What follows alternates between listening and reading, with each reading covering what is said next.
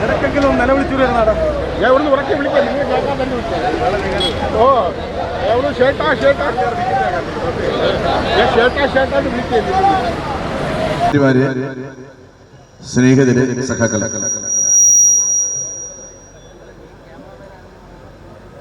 ശമ്പള പരിഷ്കരണമെന്ന വളരെ പ്രധാനപ്പെട്ട തൊഴിലാളികളുടെ ആവശ്യം ഉന്നയിച്ചുകൊണ്ട് കെൽട്രോണിലെ തൊഴിലാളികൾ കഴിഞ്ഞ കുറേ മാസക്കാലമായിട്ട് നടത്തി വരുന്ന വിവിധ തരത്തിലുള്ള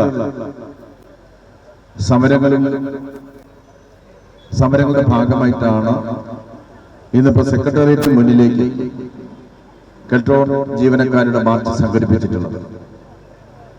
മാർച്ചിന് ആധാരമായിട്ടുള്ള പ്രശ്നങ്ങളെ സംബന്ധിച്ചൊക്കെ തന്നെ നമുക്ക് വിശദമായിട്ട് സംസാരിക്കാം. ആദ്യം സ്വാഗതം ആശംസിക്കാനായിട്ട് നമ്മുടെ ഇതിന്റെ ഉദ്ഘാടനം നിർവഹിക്കുന്ന സഹാബ് കരീം, എളമരം കരീം, CITയുടെ സംസ്ഥാന ജനറൽ സെക്രട്ടറി ഏതാനും നിമിഷങ്ങൾക്ക് തന്നെ എത്തിച്ചേരും. അപ്പൊ അതുകൊണ്ട് അതിനു മുമ്പായിട്ട് സ്വാഗതം ആശംസിക്കാനായിട്ട് ജനറൽ സെക്രട്ടറി, സംഘടനയുടെ ജനറൽ സെക്രട്ടറി സഹാബ് സുനിലിനെ ക്ഷണിക്കുക. നമ്മുടെ ഈ സെക്രട്ടേറിയറ്റ് മാർച്ച് ഉദ്ഘാടനം ചെയ്യുന്നത് കേരളത്തിന്റെ തൊഴിലാളി പ്രസ്ഥാനത്തിന്റെ സമാരാധ്യനായിട്ടുള്ള നേതാവും മുൻ വ്യവസായ മന്ത്രിയും CITയുടെ സംസ്ഥാന ജനറൽ സെക്രട്ടറിയുമായിട്ടുള്ള സഖാവ് എളമരമാണ്. എളമരത്തെ സംബന്ധിച്ച് ഞാൻ നിങ്ങളോടുകൂടെ വിശദീകരിക്കേണ്ട കാര്യമില്ല. യഥാർത്ഥത്തിൽ കെൽട്രോൺ എന്ന പൊതുമേഖലയിൽ നിൽക്കുന്നതിന് കാരണക്കാരനാരെന്ന് ചോദിച്ചാൽ അതിൽ യാതൊരു സംശയമില്ലാതെ നമുക്ക് ഇന്ന് പറയാൻ കഴിയുന്ന പേര് കേരളത്തിന്റെ വ്യവസായ മന്ത്രിയായിരുന്ന സഖാവ് എളമരത്തിന്റെ നിശ്ചയദാർഢ്യവും കരുതലും പൊതുമേഖലയിൽ ഈ സ്ഥാപനം സംരക്ഷിക്കപ്പെടണമെന്നുള്ള കാഴ്ചപ്പാടുമാണ്. നിങ്ങൾക്ക് ഓർമ്മയുണ്ടാവും, കെൽട്രോണിനെ പൊതുമേഖലയിൽ തന്നെ നിലനിർത്തണമെന്ന് ആവശ്യപ്പെട്ടുകൊണ്ട് നമ്മൾ നടത്തിയ ഐതിഹാസികമായിട്ടുള്ള സമരങ്ങൾ തിരുവനന്തപുരത്തെ പൗരാവലി. അപ്പൊ അത്തരത്തിലുള്ള കെൽട്രോൺ സംരക്ഷണത്തിന് വേണ്ടിയിട്ടുള്ള ദീർഘവീക്ഷണത്തോടെ ഉള്ള നിലപാടുകൾ സ്വീകരിച്ച സഖാവ് കരീമാണ് ഈ സമരം ഉദ്ഘാടനം ചെയ്യുന്നത്. തികച്ചും ന്യായമായിട്ടുള്ള ആവശ്യങ്ങളാണെന്ന് അദ്ദേഹത്തിന് അറിയാം. 7 വർഷം കഴിഞ്ഞിരിക്കുന്നു ശമ്പള പരിഷ്കരണം നടന്നിട്ട്. 7 വർഷത്തിനിടയിൽ ഈ ജീവിതത്തിൽ ഉണ്ടായിട്ടുള്ള വലിയ മാറ്റങ്ങൾ എത്രമാത്രം വലുതാണെന്ന് നമ്മൾ പറയേണ്ട കാര്യമില്ല. ഗവൺമെന്റും ബന്ധപ്പെട്ട മന്ത്രിമാർ, നമ്മുടെ സംസ്ഥാനത്തിന്റെ ധനകാര്യമന്ത്രി, ധനകാര്യ വകുപ്പ് സെക്രട്ടറി, വ്യവസായ മന്ത്രി, വ്യവസായ വകുപ്പ് സെക്രട്ടറി, കെൽട്രോണിന്റെ മാനേജ്മെന്റ്, ഇവരെല്ലാവരും കൂടെ ചേർന്ന് നടത്തിയ ചർച്ചയുടെ അടിസ്ഥാനത്തിലെടുത്ത തീരുമാനം നടപ്പിലാക്കാൻ ഇനിയും അമാന്തിക്കരുത്. ഇതാണ് നമ്മൾ പറയുന്നത്. ഇനിയും അമാന്തിച്ചാൽ, തൊഴിലാളികളെ ക്ഷമ പരീക്ഷിച്ചാൽ സ്വാഭാവികമായിട്ടും ശക്തമായിട്ടുള്ള പോരാട്ടങ്ങളിലേക്ക് നീങ്ങാൻ നമ്മൾ നിർബന്ധിതമായി തീരുമെന്ന കാര്യം മാത്രം സൂചിപ്പിച്ച് ഈ മാർച്ച് ഉദ്ഘാടനം ചെയ്യാൻ ആദരണീയനായ പ്രിയങ്കരനായിട്ടുള്ള സഖാവ് എളമരത്തിനെ ക്ഷണിച്ച് ഞാൻ എന്റെ വാക്കുകൾ അവസാനിപ്പിക്കുന്നു. സഖാവ് കടകംപള്ളി, കെൽട്രോൺ എംപ്ലോയീസ് യൂണിയൻ നേതാക്കളെ, സഖാക്കളെ, കെൽട്രോൺ എംപ്ലോയീസ് അസോസിയേഷൻ അത് തന്നെയല്ലേ യൂണിയൻ. കെൽട്രോൺ എന്ന് പറയുന്ന സ്ഥാപനത്തെക്കുറിച്ച് നിങ്ങളോട് സംസാരിക്കാൻ, നമ്മുടെ സംസ്ഥാന സർക്കാരിൻ്റെ കീഴിൽ പ്രവർത്തിക്കുന്ന ഏറ്റവും പ്രധാനപ്പെട്ട പൊതുമേഖലാ സ്ഥാപനങ്ങളിൽ ഒന്നാണ് കെൽട്രോൺ. ഇലക്ട്രോണിക് മേഖലയിൽ ഇങ്ങനെ ഒരു പൊതുമേഖലാ സ്ഥാപനം ആരംഭിച്ച കാലം മുതൽ നല്ല നിലയിൽ പ്രവർത്തിച്ചു വന്നിട്ടുണ്ട്. വർഷങ്ങൾക്ക് മുമ്പ് UDF ഗവൺമെൻറ്റിൻ്റെ കാലത്ത് ഈ സ്ഥാപനം ഗുരുതരമായ പ്രതിസന്ധിയിലായി, അടച്ചുപൂട്ടേണ്ട അവസ്ഥയുണ്ടായി. 2006 സർക്കാരിൻ്റെ കാലത്ത് ഈ കമ്പനിയെ പുനരുദ്ധരിക്കുകയും ലാഭകരമായി പ്രവർത്തിപ്പിക്കുകയും ചെയ്തു. അപ്പോൾ അവിടെ ലാഭത്തിൽ പ്രവർത്തിക്കുന്നതും നഷ്ടത്തിൽ പ്രവർത്തിക്കുന്നതും ജീവനക്കാരുമായി ബന്ധപ്പെട്ടുകൊണ്ടല്ല, കെൽട്രോണിൻ്റെ സാധ്യതകളെ ഉപയോഗപ്പെടുത്തി ഒരു ഭാവനയോടുകൂടി അതിൻ്റെ പ്രവർത്തനം പ്ലാൻ ചെയ്യുന്നതിന് മാനേജ്മെൻറ്റ് പരാജയപ്പെടുമ്പോഴാണ് പലപ്പോഴും ഈ സ്ഥാപനം കുഴപ്പത്തിലേക്ക് പോകുന്നത്. ഇപ്പോൾ പുതിയ ഓർഡറുകൾ കിട്ടുന്നു. ഇപ്പോൾ കേരളത്തിലെ മോട്ടോർ വെഹിക്കിൾ ഡിപ്പാർട്ട്മെൻറ്റിൻ്റെ ട്രാഫിക് സംവിധാനങ്ങൾ മോണിറ്റർ ചെയ്യുന്ന ക്യാമറകൾ, AI ക്യാമറകൾ സ്ഥാപിക്കുന്നതിനുള്ള കരാറ് കെൽട്രോണിന് ലഭിച്ചു. ഇതുപോലുള്ള ജോലികളൊക്കെ ചെയ്യാനുള്ള പ്രാഗൽഭ്യം കെൽട്രോണിലെ ജീവനക്കാർക്കുണ്ട് എന്നാണ് ഇത് തെളിയിക്കുന്നത്. മികച്ച നിലയിൽ ആ പ്രവർത്തനം നടത്തി ഇന്ത്യയിലെ മറ്റു പല നഗരങ്ങളിലുള്ള ട്രാഫിക് സിസ്റ്റത്തിൻ്റെ കരാറും ഇപ്പോൾ കെൽട്രോണിന് കിട്ടുന്നുണ്ട്. മുമ്പും കിട്ടിയിട്ടുണ്ടായിരുന്നു. ഞാൻ വ്യവസായ മന്ത്രിയായിരുന്ന കാലത്ത് കൽക്കത്തയിലും പൂനെയിലും നഗരത്തിലെ ഗതാഗത സംവിധാനം നിയന്ത്രിക്കുന്നതിനുള്ള സംവിധാനം ഏർപ്പെടുത്തുന്നതിന് കെൽട്രോണിന് കരാർ കിട്ടിയിരുന്നു. അപ്പോൾ ആ നിലയിൽ പ്രവർത്തിച്ചു പോരുന്ന ഈ സ്ഥാപനത്തിലെ ജീവനക്കാരുടെ ശമ്പള പരിഷ്കരണം ഇങ്ങനെ നീണ്ടുപോകുന്നത് ഒട്ടും ന്യായീകരിക്കാനാവാത്തതാണ്. മറ്റൊരു സ്ഥാപനത്തിലും ഇങ്ങനെയില്ല.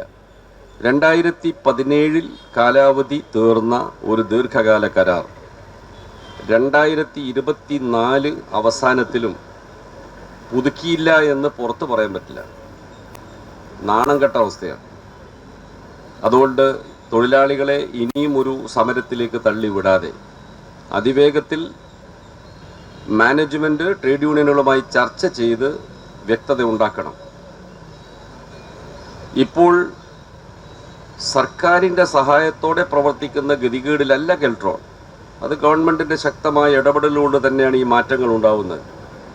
നമ്മുടെ പൊതുമേഖലാ സ്ഥാപനങ്ങൾ പലതും മികച്ച നിലയിൽ പ്രവർത്തിക്കാൻ തുടങ്ങിയിട്ടുണ്ട്.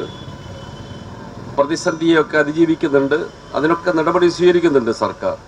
പക്ഷേ തൊഴിലാളികളുടെ പ്രശ്നങ്ങൾ വരുമ്പോൾ ധനകാര്യ വകുപ്പിലെ ഉദ്യോഗസ്ഥന്മാർ ധനകാര്യ മാനേജ്മെൻറ്റിൻ്റെ പ്രശ്നത്തിൻ്റെ അടിസ്ഥാനത്തിൽ പലപ്പോഴും പ്രതിസന്ധികൾ ഉണ്ടാക്കുന്നുണ്ട്. തൊഴിലാളികളെന്ന് പറയുന്നത് ഓരോ സ്ഥാപനത്തിലും അവിടുത്തെ വരുമാനമുണ്ടാക്കുന്നു, അവിടെ അവർക്ക് നിശ്ചയിച്ച ജോലികൾ ചെയ്യുന്നു, അതിനനുസരിച്ച് അവരുടെ ജോലിയിൽ അവർക്ക് വൈദഗ്ധ്യം വർദ്ധിക്കുന്നു.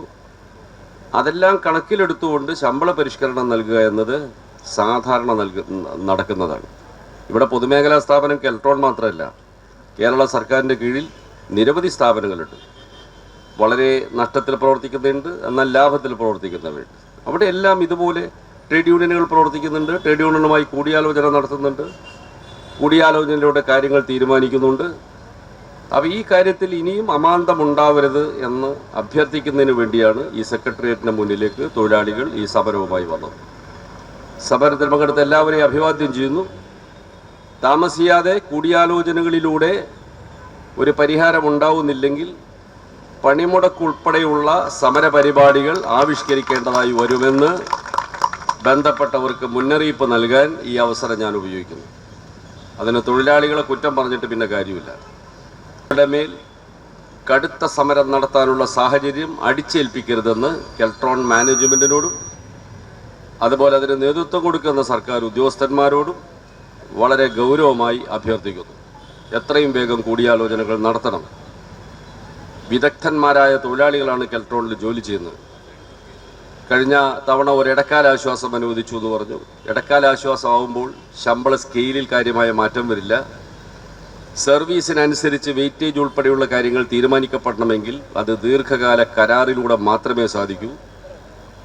അതുപോലെ ജീവനക്കാരുടെ പ്രൊമോഷൻ, ഇതുപോലുള്ള ഒട്ടേറെ പ്രശ്നങ്ങൾ സാധാരണ നിലയിൽ തൊഴിലാളികൾ ജോലി ചെയ്യുന്നിടത്ത് നിയമാനുസൃതമായും ID act, industrial disputes act പ്രകാരവും നടപ്പാക്കേണ്ട ഒട്ടേറെ കാര്യങ്ങളുണ്ട്. സാമ്പത്തികമായ പ്രതിസന്ധിയോ പ്രശ്നങ്ങളോ ഉണ്ടെങ്കിൽ മാനേജ്മെൻറ്റ് അത് തൊഴിലാളി സംഘടനയെ വിളിച്ച് സത്യസന്ധമായി ചർച്ച ചെയ്ത് അവരെ ബോധ്യപ്പെടുത്തണം. അല്ലാതെ ഒരു ഭാഗത്ത് മാറി നിന്ന് ഈ നിലയിൽ ഒരു നിലപാട് സ്വീകരിച്ചു പോകുന്നത് ശരിയല്ല. നമ്പർ 1 ഉത്തരവാദിത്വം കെൽട്രോൺ മാനേജ്മെൻറ്റിനാണ്. മാനേജ്മെൻറ്റ് അവിടെ തൊഴിലാളികളെ ജോലിയാക്കുകയും കരാറനുസരിച്ച് പ്രോജക്റ്റുകൾ പൂർത്തിയാക്കി എന്തെങ്കിലും പ്രോഡക്റ്റ് ഉൽപ്പാദനം നടത്തുകയും ചെയ്യലും മാത്രമല്ല അവരുടെ ജോലി. ഒരു വ്യവസായ സ്ഥാപനത്തിൽ തൊഴിലാളികളെ മാനേജ് ചെയ്യുന്നതും മാനേജ്മെൻറ്റിൻ്റെ ഭാഗമാണ്. അവിടുത്തെ പേഴ്സണൽ മാനേജ്മെൻറ്റ് എന്ന് പറഞ്ഞാൽ ജീവനക്കാരുടെ പ്രശ്നങ്ങൾക്ക് പരിഹാരം ഉണ്ടാക്കലാണ്. ടെക്നിക്കൽ മാനേജ്മെൻറ്റ്, ഫിനാൻസ് മാനേജ്മെൻറ്റ്, ഇങ്ങനെ മാനേജ്മെൻറ്റിന് പലതരത്തിലുള്ള ജോലികളുണ്ട്.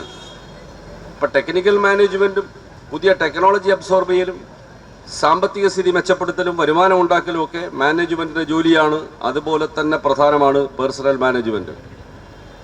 മറ്റതെല്ലാം യന്ത്രങ്ങളാണ്, ഇത് മനുഷ്യരാണ്. മനുഷ്യരായ ഈ തൊഴിലാളികളുടെ പ്രശ്നങ്ങൾ അതാത് സമയത്ത് ചർച്ച ചെയ്ത് വ്യക്തത വരുത്തണം. അത് മാനേജ്മെൻറ്റ് ചെയ്യേണ്ടതാണ്. അതിന് കഴിയാത്ത മാനേജ്മെൻറ്റിൻ്റെ ഇന്നെഫിഷ്യൻസി, കഴിവുകേട്, ഈ മരവിച്ച അവസ്ഥ ഒരു തരത്തിലും അംഗീകരിക്കാൻ പറ്റാത്തതാണ്. അതുകൊണ്ട് കെൽട്രോൺ മാനേജ്മെൻറ്റ് ഈ നിലപാടിൽ നിന്ന് മാറണം. മാത്രമല്ല, എല്ലാ കാര്യങ്ങളിലും മന്ത്രിയെ കാണൂ, സർക്കാർ ഉദ്യോഗസ്ഥന്മാരെ കാണൂ എന്ന നിലയിൽ ഉപദേശിക്കാനാണെങ്കിൽ ഈ മാനേജ്മെൻറ്റ് ആവശ്യമില്ല. അത് മാനേജ്മെൻറ്റിൻ്റെ കഴിവുകേടാണ്. മാനേജ്മെൻറ്റ്, ഒരു മാനേജിംഗ് ഡയറക്ടർ, പേഴ്സണൽ മാനേജർ, അതുപോലുള്ള ഉദ്യോഗസ്ഥന്മാർ, അവർ അനുവാദം വാങ്ങേണ്ട കേന്ദ്രത്തിന് അനുവാദം വാങ്ങണം, ബോധ്യപ്പെടുത്തേണ്ടവരെ ബോധ്യപ്പെടുത്തണം. തൊഴിലാളി സംഘടനകളെ നേരിട്ട് വിളിച്ച് കാര്യങ്ങൾ തീർപ്പാക്കാനുള്ള നട്ടെല്ല് കാണിക്കണം. അത് കാണിക്കുന്നില്ല എന്നത് അങ്ങേയറ്റം പ്രതിഷേധാർഹമാണ്. ഒരിക്കൽ കൂടി ഞാൻ അഭ്യർത്ഥിക്കുന്നു, ഈ സമരം ഒരു താക്കീത് പോലെ കണ്ട്, ഒരു മുന്നറിയിപ്പായി കണ്ട് എത്രയും വേഗം കെൽട്രോൺ ജീവനക്കാരുടെ ശമ്പള പരിഷ്കരണ നടപടികൾ അവരുമായി ചർച്ച ചെയ്ത് ന്യായമായ ഒരു ഒത്തുതീർപ്പിലെത്തിക്കണമെന്ന് കെൽട്രോൺ മാനേജ്മെൻറ്റിനോട് അഭ്യർത്ഥിക്കുന്നു. സർക്കാരിനോടും അതിന് ആവശ്യമായ നിർദ്ദേശം നൽകണമെന്ന് അഭ്യർത്ഥിക്കുന്നു. അല്ലാത്ത പക്ഷം കൂടുതൽ ശക്തമായ സമരത്തിലേക്ക് നീങ്ങേണ്ടി വന്നാൽ CITU സംസ്ഥാന കമ്മിറ്റി ഉൾപ്പെടെയുള്ള എല്ലാ കമ്മിറ്റികളും മറ്റിതര തൊഴിലാളി സംഘടനകളും നിങ്ങൾക്ക് പിന്തുണ നൽകും. ആ പിന്തുണയോടുകൂടി നമുക്ക് ഏറ്റവും ശക്തമായ സമരത്തിലേക്ക് പോകേണ്ടി വന്നാൽ അതിന് നേതൃത്വം നൽകാൻ സന്നദ്ധരാവണം എന്നുകൂടി അഭ്യർത്ഥിച്ചുകൊണ്ട് നിങ്ങളുടെ ഈ സമരം ഉദ്ഘാടനമായിട്ട് അറിയിക്കുന്നു. അഭിവാദനങ്ങൾ. സമരത്തിന് ആധാരമായിട്ടുള്ള പ്രശ്നങ്ങളെ സംബന്ധിച്ച് സഹോദരൻ സുനിലും ഉത്തരവാദിത്വങ്ങൾ നിർവഹിക്കാത്ത മാനേജ്മെന്റിന്റെ നിലപാടുകളെ വിമർശിച്ചുകൊണ്ട് ആദരണീയനായിട്ടുള്ള സഖാവ് ഇളമരവും ഇവിടെ സംസാരിച്ചു കഴിഞ്ഞിട്ടുണ്ട്. നമുക്കെല്ലാം അറിയാവുന്നതുപോലെ 5 വർഷം കൂടുമ്പോൾ നമ്മുടെ സംസ്ഥാനത്തിലെ സർക്കാർ ജീവനക്കാർക്കും അധ്യാപകർക്കും എല്ലാം തന്നെ കൃത്യമായിട്ടുള്ള ശമ്പള പരിഷ്കരണം നടക്കുന്നുണ്ട്. ഒരു ദിവസം താമസിച്ചാൽ ശമ്പള പരിഷ്കരണ വേഗതയിലാക്കണമെന്ന് ആവശ്യപ്പെട്ടുകൊണ്ടുള്ള പ്രക്ഷോഭം ഈ സംസ്ഥാനം കണ്ടിട്ടുള്ളതാണ്. എത്ര സാമ്പത്തിക പ്രതിസന്ധിയും പ്രയാസവും സംസ്ഥാന ഗവൺമെന്റ് ഉണ്ടായാലും ശരി, തങ്ങളുടെ ശമ്പള പരിഷ്കരണം എന്ന ഡിമാൻഡിൽ നിന്നും സംസ്ഥാന സർക്കാർ ജീവനക്കാർ ഏതെങ്കിലും ഒരു ഘട്ടത്തിൽ ഒരു ചെറിയ പിന്മാറ്റമെങ്കിലും നടത്തിയതായിട്ട് നമുക്ക് ഓർമ്മ പോലുമില്ല. 5 വർഷം കൂടുമ്പോൾ കൃത്യമായിട്ട് ശമ്പള പരിഷ്കരണം നടപ്പിലാക്കുക, DA കൃത്യമായിട്ട് വാങ്ങുക, DA ഏതെങ്കിലും തരത്തിൽ കൃത്യമായിട്ട് തന്നില്ലെങ്കിൽ അതിനെതിരായിട്ടുള്ള പോരാട്ടം സംഘടിപ്പിക്കുക, പ്രക്ഷോഭം സംഘടിപ്പിക്കുക, ഇതെല്ലാം തൊഴിലാളികളുടെ ആവശ്യമാണെന്നുള്ള കാര്യം നമ്മൾ അംഗീകരിക്കുന്നുണ്ട്. ജീവനക്കാർ ചെയ്യുന്ന കാര്യത്തിൽ നിന്ന് നമ്മൾ കുറ്റപ്പെടുത്തുന്നില്ല. ജീവനക്കാർ 5 വർഷം കൂടുമ്പോൾ ശമ്പള പരിഷ്കരണം എന്ന് പറയുന്നത് പൊതുവെ ഇന്ന് അംഗീകരിക്കപ്പെട്ടിട്ടുള്ള ഒരു തത്വമായതുകൊണ്ട് അത് നടപ്പിലാക്കാൻ ഗവൺമെന്റ് തയ്യാറായില്ല എങ്കിൽ അതിനു വേണ്ടിയിട്ടുള്ള പോരാട്ടം നടത്താനായിട്ട് ജീവനക്കാരും അവരുടെ സംഘടനകളും മുന്നോട്ട് വന്നാൽ അതിനെ നമ്മൾ സ്വാഗതം ചെയ്യുന്നുണ്ട്. പക്ഷെ നമ്മൾ ജീവനക്കാരായിട്ട് അംഗീകരിക്കാൻ ഈ ശമ്പള പരിഷ്കരണത്തിന് വേണ്ടി പോരാടുന്ന സംസ്ഥാന സർക്കാരിലെ ഒരു വിഭാഗം ജീവനക്കാർ തയ്യാറാവുന്നില്ല എന്നുള്ളതാണ് ഏറ്റവും ഗൗരവതരമായിട്ടുള്ള പ്രശ്നമായിട്ട് എനിക്ക് ചൂണ്ടിക്കാണിക്കാനുള്ളത്. യഥാർത്ഥത്തിൽ കഴിഞ്ഞ 2 വർഷക്കാലമായിട്ട് ഇതിനെ വലിച്ചു നീട്ടുന്നത് സംസ്ഥാന ഗവൺമെന്റിലെ ജീവനക്കാരായിട്ടുള്ള ഒരു പറ്റം ആളുകളാണ്. അവരെഴുതി നിറയ്ക്കാൻ ഇന്നലെ ബഹുമാനപ്പെട്ട വ്യവസായ മന്ത്രി പറഞ്ഞത് 400-ലധികം ആളുകൾ നമ്മുടെ ഫയൽ കണ്ടുവെന്നാണ്. അപ്പൊ എങ്ങനെയുണ്ട്?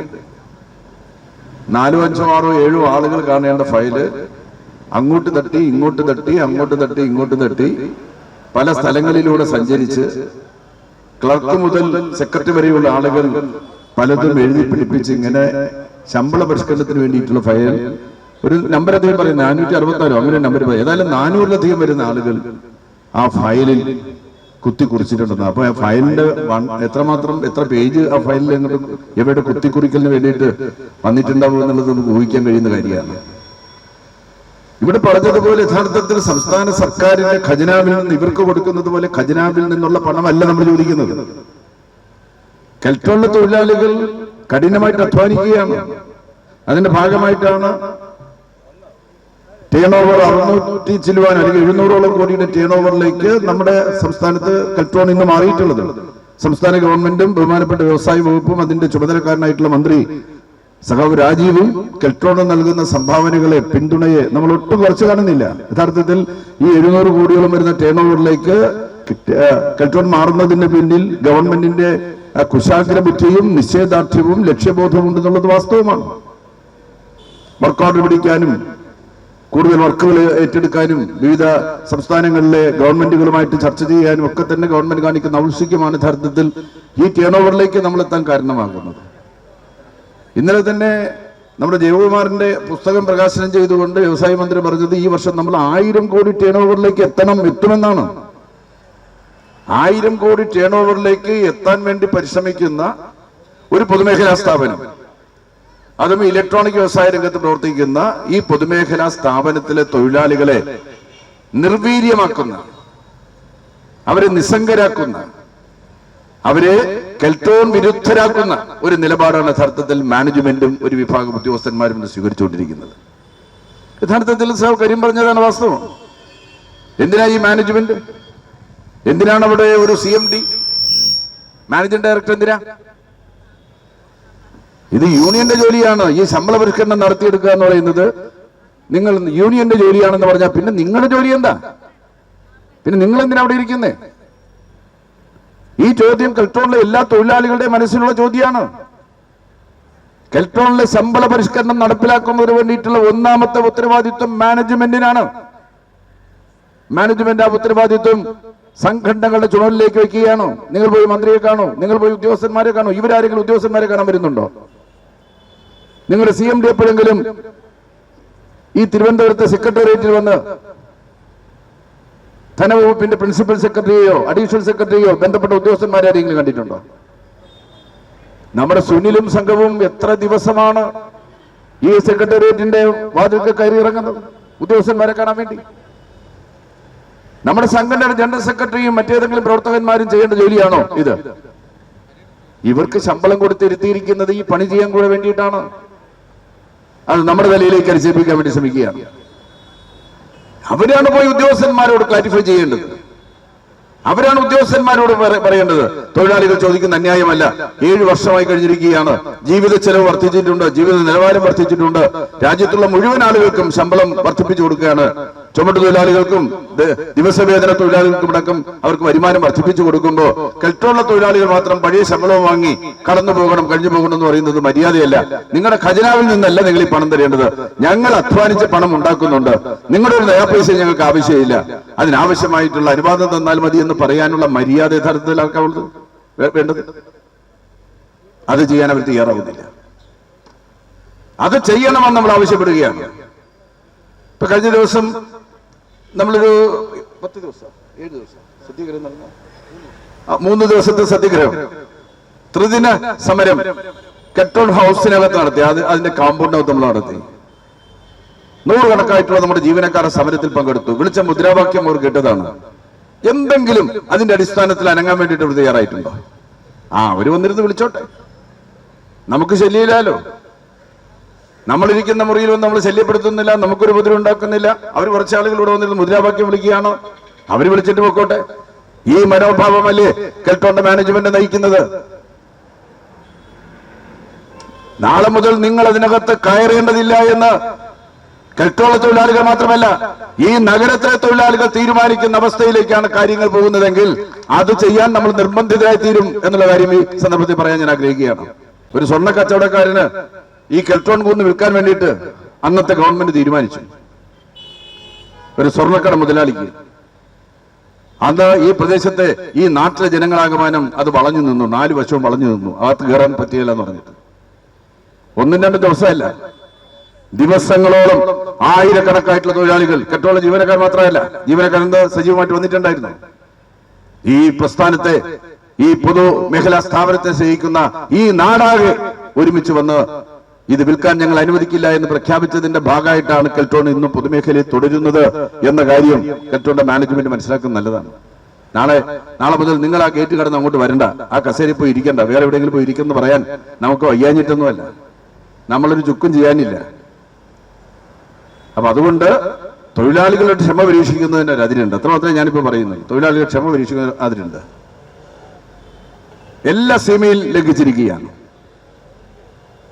ഒരു ഫൈന് 400-ലധികം ആളുകളുള്ളത് അദ്ദേഹം അതിശോക്തിപരമായിട്ട് പറഞ്ഞാൽ എനിക്കറിയില്ല. 400-ലധികം ആളുകൾ ഒരു ഫയല് അങ്ങോട്ടും ഇങ്ങോട്ടും തട്ടുക എന്ന് പറഞ്ഞാൽ 565 പ്രാവശ്യം കൈമാറ്റം ചെയ്തിട്ടുണ്ട്. അപ്പൊ എങ്ങനെയുണ്ട് 565 പ്രാവശ്യം കൈമാറ്റം ചെയ്യാമെന്ന് പറഞ്ഞാൽ അർത്ഥം എന്താ? ഈ 565 പ്രാവശ്യം ഈ ആളുകൾ കണ്ടിരിക്കുന്നു എന്നർത്ഥം ഫയല്. ഇങ്ങനൊരു ഫയൽ നോട്ടം ഉണ്ടോ? ഇത് നമുക്ക് സമ്മതിച്ചു കൊടുക്കാൻ വേണ്ടി സാധിക്കുന്ന കാര്യമല്ല. ഈ വരുന്ന ഒരു വാരക്കാലത്തിനകത്ത് ഈ ഫയലിൽ ന്യായമായ എന്ന് പറഞ്ഞു കഴിഞ്ഞാൽ അടിവരായിട്ട് പറയാണ്, ന്യായമായ തീരുമാനമല്ലെങ്കിൽ അത് അംഗീകരിക്കുന്ന പ്രശ്നമേ ഉണ്ടാവില്ല എന്നുള്ള കാര്യം ഇപ്പൊ തന്നെ അങ്ങ് പറഞ്ഞേക്കാം. എന്തെങ്കിലും അങ്ങ് എഴുതി നിങ്ങൾ അംഗീകരിച്ചോളൂ എന്ന് പറഞ്ഞാൽ അംഗീകരിക്കാൻ നിങ്ങൾ വേറെ ആളുകളെ പോയി നോക്കേണ്ടി വരും. ന്യായമായ തീരുമാനം, ആ തീരുമാനം വരുന്ന ഒരു വാരത്തിനകത്തുണ്ടാക്കാൻ ആവശ്യമായിട്ടുള്ള നടപടികൾ മാനേജ്മെന്റ് സ്വീകരിക്കണം. മാനേജ്മെന്റ് ബഹുമാനപ്പെട്ട വകുപ്പ് മന്ത്രിമാരെ കാണണം. മാനേജ്മെന്റിലെ ഉദ്യോഗസ്ഥന്മാർ അവരുടെ ജോലിയാണ് ധനകാര്യ വകുപ്പിലെ ഉദ്യോഗസ്ഥന്മാരെ കാര്യങ്ങൾ പറഞ്ഞ് ബോധ്യപ്പെടുത്തി, ഇതിന്റെ ആവശ്യകതയെ പറഞ്ഞ് ബോധ്യപ്പെടുത്തി, ഇതിന് ധനാഗമ മാർഗങ്ങളെ കുറിച്ച് ബോധ്യപ്പെടുത്തി, ഈ വ്യവസായം ഇന്ന് നേരിടുന്നതായിട്ടുള്ള ഇന്ന് എത്തി നിൽക്കുന്നതായിട്ടുള്ള സാമ്പത്തിക സാഹചര്യങ്ങളെ കുറിച്ച് ബോധ്യപ്പെടുത്തി അടിയന്തര തീരുമാനമെടുപ്പിക്കുന്നതിന് പരിശ്രമിക്കേണ്ടത് എന്ന കാര്യം മാത്രം ഈ സന്ദർഭത്തിൽ ചൂണ്ടിക്കാണിച്ച്, നിങ്ങൾ കേരളത്തിന്റെ പല ഭാഗത്തുള്ള യൂണിറ്റുകളിൽ നിന്നെല്ലാം തന്നെ പ്രാതിനിധ്യത്തോടു കൂടിയാണെങ്കിലും എല്ലാവരും വന്നതായിട്ടാണ് ഞാൻ മനസ്സിലാക്കുന്നത്. കണ്ണൂർ മുഴുവൻ ഇങ്ങോട്ട് വന്നിട്ടുണ്ട്, എല്ലാവരും വന്നിട്ടുണ്ട് ഇല്ലേ? യഥാർത്ഥം വളരെ പ്രയാസപ്പെട്ടാണ് നിങ്ങൾ എല്ലാവരും എത്തിയിട്ടുള്ളത്. ഇന്നലെ യാത്ര തിരിച്ചിട്ടുള്ള ആളുകളുണ്ടാവും. അപ്പോൾ വളരെ പ്രയാസപ്പെട്ടാണെങ്കിലും തിരുവനന്തപുരത്തെ സെക്രട്ടറി മുന്നിലേക്ക് നിങ്ങൾ വരേണ്ടി വന്നു എന്നുള്ളത് ഒരു പ്രശ്നം തന്നെയാണ്. നിശ്ചയമായിട്ടും ബഹുമാനപ്പെട്ട മുഖ്യമന്ത്രിയുടെ ശ്രദ്ധയിൽ ഈ വിഷയം, അദ്ദേഹത്തിന്റെ ശ്രദ്ധയിൽ നമ്മൾ ഇതുവരെ ഈ വിഷയം പെടുത്തിയിട്ടില്ല. കേരളത്തിലെ പൊതുമേഖലാ സ്ഥാപനങ്ങളുടെ സംരക്ഷണത്തിന് അതിന്റെ നാഥൻ ആരെന്ന് ചോദിച്ചാൽ യാതൊരു സംശയവും നമുക്കില്ല, അത് കേരളത്തിന്റെ മുഖ്യമന്ത്രി തന്നെയാണ്. ഈ പൊതുമേഖലാ സ്ഥാപനത്തിലെ ശമ്പള പരിഷ്കരണവുമായി ബന്ധപ്പെട്ട് 500-ലധികം ഉദ്യോഗസ്ഥന്മാർ അങ്ങോട്ടും ഇങ്ങോട്ടും ഒരു ഫയൽ തട്ടിയതിനെ സംബന്ധിച്ച് ഇന്ന് തന്നെ അദ്ദേഹത്തിന്, മുഖ്യമന്ത്രിക്ക് നമ്മൾ ഒരു കത്ത് കൊടുക്കുന്നുണ്ട്. ആ കത്തിന്റെ അടിസ്ഥാനത്തിൽ ബഹുമാനപ്പെട്ട മുഖ്യമന്ത്രിയെ കണ്ട കാര്യങ്ങൾ ബോധ്യപ്പെടുത്തി അടിയന്തര തീരുമാനം ഇക്കാര്യത്തിൽ ഉണ്ടാക്കിയെടുക്കാൻ സാധിക്കുമെന്ന് തന്നെയാണ് ഞാൻ ആത്മാർത്ഥമായിട്ടും കരുതുന്നത്. ഇക്കാര്യത്തിൽ മുഖ്യമന്ത്രിയുടെ ഇടപെടൽ അനിവാര്യമായി വന്നിരിക്കുകയാണ്. മുഖ്യമന്ത്രിയെ ഇക്കാര്യത്തിൽ ഇടപെടുത്തിക്കുന്നതിന് വേണ്ടിയിട്ടുള്ള പരിശ്രമം നടത്തും എന്ന കാര്യം കൂടി ചൂണ്ടിക്കാണിച്ച്, നാട്ടിന്റെ നാനാഭാഗത്തു നിന്നും കുറച്ച് പ്രയാസങ്ങളൊക്കെ സഹിച്ച് ഇവിടെ എത്തിച്ചേർന്ന എല്ലാ തൊഴിലാളികളെയും, എല്ലാ സ്നേഹിതരെയും, എല്ലാവരെയും ഹൃദയം നിറഞ്ഞ് അഭിനന്ദിച്ചുകൊണ്ട് ഞാൻ എന്റെ വാക്കുകൾ അവസാനിപ്പിക്കുന്നു.